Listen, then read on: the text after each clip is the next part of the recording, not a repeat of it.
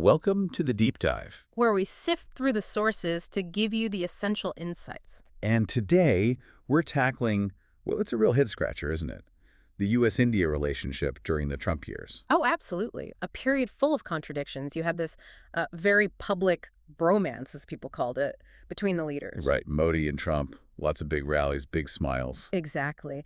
But simmering right underneath, you had these really aggressive trade disputes, serious policy friction, even high tariffs that seemed like they could derail everything. Okay, so let's try and unpack this.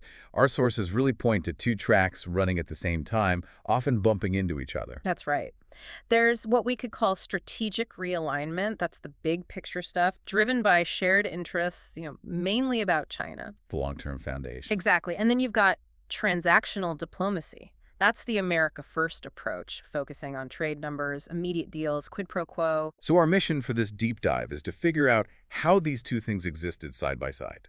How did that strategic relationship actually get stronger when all this transactional noise was frankly causing what some called the worst crisis in decades? That's the core question. What were the structural things pushing it forward, and what were the specific transactional bits that caused all the friction? All right, let's start with the foundation then, that strategic alignment piece. What was really driving it? It boils down to geopolitics, really. The main driver, the absolute glue, was the shared interest in balancing China's rise. Keeping the Indo-Pacific stable. Precisely. And the U.S. made a pretty significant symbolic move to underscore India's importance here. You mean the renaming of Pacific Command? Exactly. Rebranding it as the Indo-Pacific Command. That wasn't just semantics. It was Washington saying, okay, India is central to our thinking about this entire region. A very visible signal. And it wasn't just signals. This strategic shift was built on concrete defense agreements. Yeah. These are the things that actually allow the militaries to work together properly. India was already a major defense partner, right? But this went further. It did. The Trump era really pushed through what are called the foundational agreements. These are crucial for interoperability. Okay, let's break down these agreements because they sound pretty important. The acronyms can be a bit much sometimes. They're absolutely critical. So first you had LEMOA, the Logistics Exchange Memorandum of Agreement. That was signed back in 2016. And that one allowed refueling and using each other's bases. That's the one. Basic logistics sharing, very practical. Then, in 2018, came COMGASA. Communications Compatibility and Security Agreement. Right. This lets the U.S. share secure, encrypted communication systems. It means U.S. equipment sold to India can actually link up securely with U.S. networks. Okay, so better coordination. And the last one, that came later, didn't it? It did, and at a really critical moment, that was BECA, the Basic Exchange and Cooperation Agreement, signed in October 2020. And BEC is the big one for intelligence sharing. Arguably, yes. It allows sharing crucial geospatial intelligence. Think highly accurate satellite imagery, mapping data, the kind of stuff that guides missiles or drones. So that gives India's military systems a huge boost in accuracy. Instantly.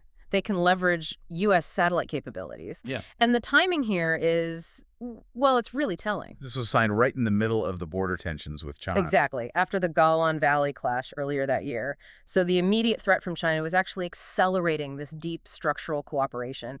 It proved the necessity. So the defense relationship is getting technically deeper. What about the hardware, defense sales? They absolutely took off. We're talking about numbers that went from almost zero around 2008 to crossing $20 billion by 2020. $20 billion, that's significant. It is. And you saw concrete deals like the one announced during Trump's visit in February 2020, about $3 billion for MH-60R Seahawk helicopters for the Navy and Apache attack helicopters. So the U.S. is seriously positioning itself as a major arms supplier to India, maybe even displacing Russia over time. That seems to be the long-term goal, yes.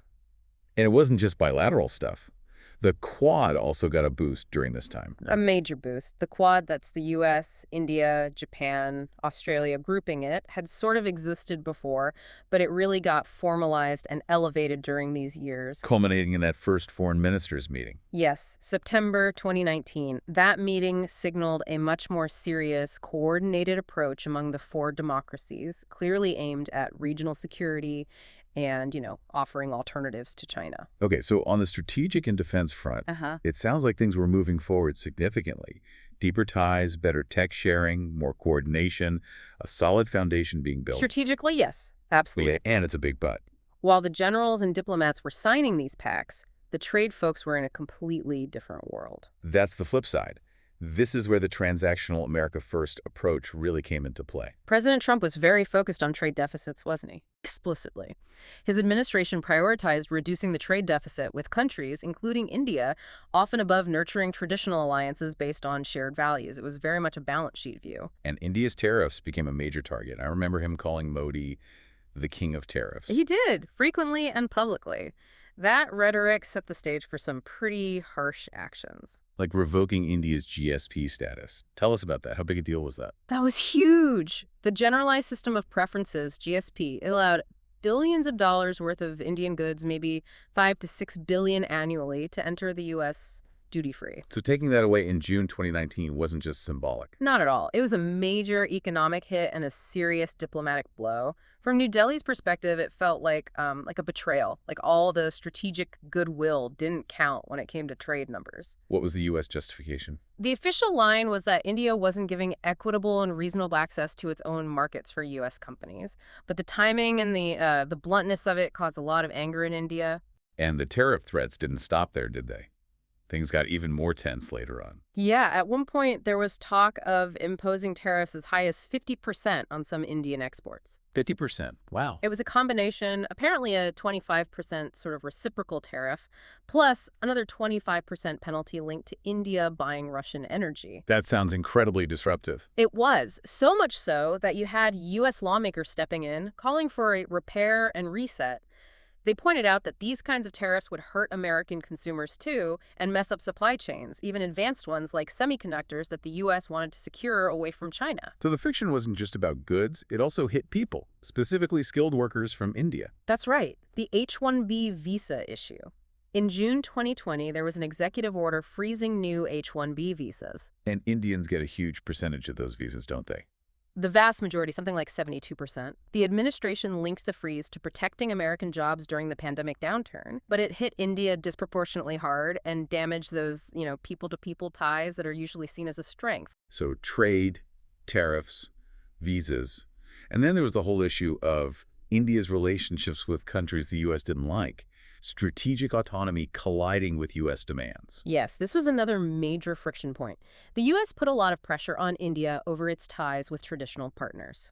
The big one was the S-400 missile system from Russia. Washington really didn't want India to buy that. There was the threat of sanctions, right? Undercuts. Absolutely. A very real threat.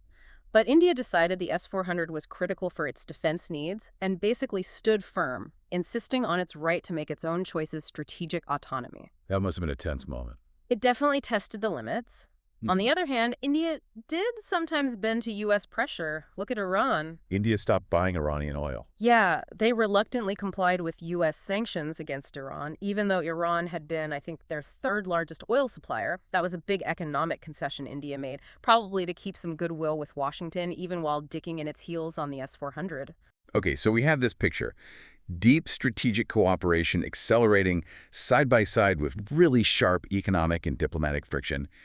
How on earth did the relationship survive, let alone advance on the strategic front? Well, this brings us back to that bromance element we mentioned at the start. The personal relationship between Modi and Trump. You think that actually mattered beyond the photo ops? I think it acted as a crucial shock absorber. Those big rallies, Howdy Modi in Houston, Namaste Trump.